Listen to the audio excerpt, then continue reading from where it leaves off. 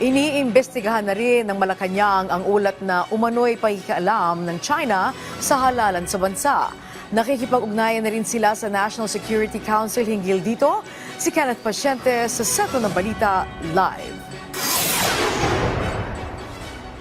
Yes, Angelique, hindi ipagkikibit-balikat ng pamahalaan ng mga impormasyon na may ginagawa umanong hakbang ang China para mangialam sa eleksyon dito sa bansa sa susunod na buwan. Ayon kay PCO Undersecretary at Palace Press Officer Attorney Claire Castro, nakakaalarma ang ganitong mga uri ng impormasyon. Sa pagdinig kahapon sa Senado, sinabi ng National Security Council o NSC na may mga indikasyon na posibleng mangialam ang China sa papalapit na hatol ng bayan sa susunod na buwan. Kaya giit ng palasyo, isasagawa ang malalimang investigasyon ukol dito.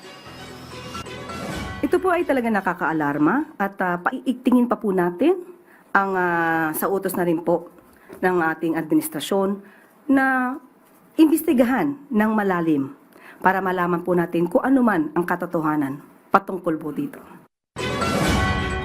Bagaman wala pang karagdagang detalye ukol sa insidente, makikipag-ugnayan na raw ang palasyo sa NSC para pag-usapan ang issue.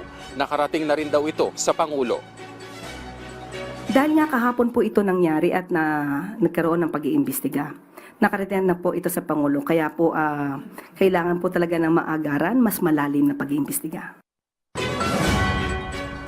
Angelique, kaugnay pa rin ng eleksyon, good luck ang naging mensahe ni Attorney Claire Castro sa kampo ni Duterte na magiging agresibo ng araw sa pangangampanya. Pero paalala ni Undersecretary Castro sa publiko maging mapagmatsyag at mapanuri dahil laganap ngayon ang fake news. Angelique. Okay, maraming salamat sa iyo, Kenneth Pasyente.